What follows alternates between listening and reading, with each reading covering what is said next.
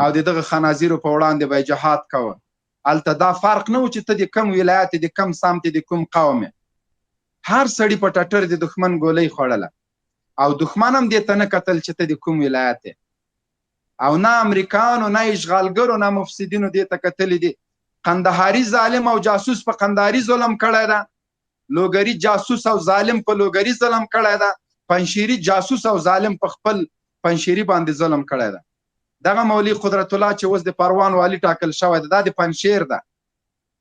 قسم په الله په دې پسې پنشیریان دومره ورپسې وو چې ګوره قوم پرستي مو ګوره ارسي چې د ده حتی هغه وړوکی بچی ګیر کې هغه په شهادت ورسوي. دغه مولوي ضیاء الرحمن مدني د بدخشان ده، اوس د لوګر والی مقرر شوی ده. د ده په کلي کې چې چا د سره ټلیفوني تماس درلود هغه یې لاس باندې نه و پرې کړی. نو موږ دغه یوه خبره کوو چې د طالب په مخالفت کې ډیر خلک لګیا دي. زمونږ دنده دا ده چې په حقایقو ولاړه مبارزه وکړو، حقیقت نه سترګې پټې نه کړو.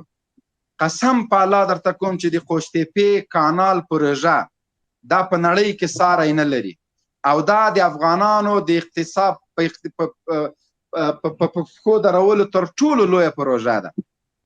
د دې ملاتړ کوو، حتی دې ته درویزه کوو که د هر شي ضرورت سو باید موږ دغه قرباني ورکړو تر څو دغه پروژه کامیاب او عملی شي او روانه ده انشاءالله. موږ افغانستان د آسیای مرکزي چوک یادیږي. که دلته امنیت او سوله راسي د امریکا حیثیت له خاورو سره خاورې کیږي، منافع له منځه ځي.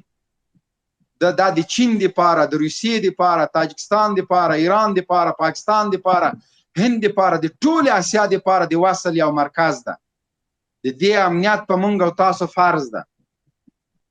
که له دې لارې برق ځیم موږ ته ګټه ده، هېواد مو له برقه خود کفا کېږي. که ګیس ځیم ګټه ده، ټیکس راځي، ګیس راځي، هر څه راځي. که له دې لارې ترانزیټ کېږي، که له دې لارې هر شی کېږي، ګټه د افغانانو دپاره ده. دغه د سکرو په خلاف باندې او دروغجنه مبالغه راجیګ سو او استخباراتي ګیم وجنګېده. شهباز شریف ټویټ وکړه چې موږ د کال 3 میلیارده عواید له زغالو نه لرو. دلته د هېواد دښمنه خلکو هم دغه چغې شروع کړلې. بالاخره زغال په ټپه باندې ودرېد. زغال تر 2013-2015 پورې د نړۍ د مصرف یوه ذریعه ده. تر هغه وروسته د هوا د ککړتیا له وجې نه پرې باندې بندیز لګېږي. چې بندیز پرې ولګېده زه دا زغال څه کوم؟ خوړل کېږي هم نه، صابون هم نه ترې جوړېږي چې پرې ولامبو، سړک کې هم نه کارېږي. نو زه زغال بیا څه کوم؟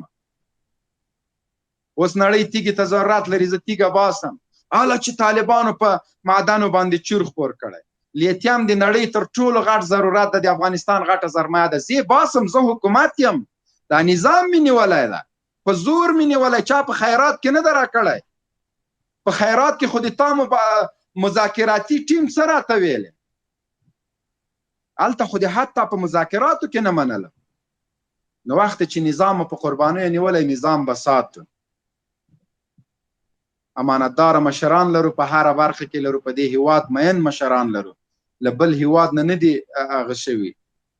کوم افغانان ورونه چې په خارج کې دي هغه زمونږ په وجود کې سترګې دي. افغانستان کور ده، دا هیواد د هغوی ده، دا زمونږ یوازې نه ده. هر افغان کولی شي چې ښه په جرأت، ښه په میړانه، ښه په نره راشي افغانستان ته. دا یې کور ده، دا یې هیواد ده. حتی هغه افغانان چې خپلو کورنیو ته یو 5 روپۍ رالیږي، دوی وایي چې اوهو د افغانۍ خو چې ارزښت پیدا کړه له دې وجې نه یې کړه. وروره صحیح ده، دا خبر بالکل در سره منم چې افغانان ورونه خپلو فامیلونو دپاره د نړۍ له ګوټ ګوټ نه عربو کې مزدوري کوي د همدې دپاره چې کور ته ولیږي. په اروپا کې کوي، په امریکا کې کوي. د دنیا داسې ګوټ نشته چې افغانۍ پکې نشته. چین ته شته، افریقا کې شته. دا د همدې دپاره تللي دي چې خپل هیواد ته کار وکړي، خپل بچیانو ته یو شی راولیږي. ته اوس غواړې چې دغه هم پرې باندې بند کړې. پاکستان افغانان به په نړۍ کې ډېر وي که پاکستانیان؟ هغوی به په اروپا او په امریکا کې ډېرې که افغانان؟ نو خو هغوی هم خپل هیواد ته پیسې لیږي، ولې کرنسي په پښو نه درېږي؟ ولې چې هلته کرپشن ده، هلته غلا ده، هلته د میلیونونو خلکو برق مفته ده، زور له غریبه وځي. په میلیونونو خلک برق غلا کوي، زور له غریبه وځي. قرضدار دا یونټ که په 10 روپۍ د IMF ورته وایي 50 روپۍ د ما لخوا پکې واچوه. موږ خو نه یو قرضداره. راشئ په افغانستان کې سرمایه ګزاري وکړئ، دا مو وطن ده، هرکلی درته وایو، خوشحاله کیږو. مونږ خو د امارات خو دا پالیسي نه ده لکه د تیر نظام چې چا به ګیرم درلوده چپاکو بندیخانه به بر که $10,000 باز بگیره. اوس د خلکو په زورولو څوک ډالر نه اخلي، په ښه اقتصادي پروژو اخلي. مونږ معدن لرو، مونږ یو مس عینک د مونږ باز ده مولوي صاحب، یو د مس عینک د کال نه یو دم د هر افغان ته $10 لک رسیږي. شنې مزید د فامیل د څومره د کمې زیاتې کا د ما خو تقریبا 100 لک رسیږي. بس مې د چی کوم. ډیره مننه جنرال صاحب، الله دې ډیر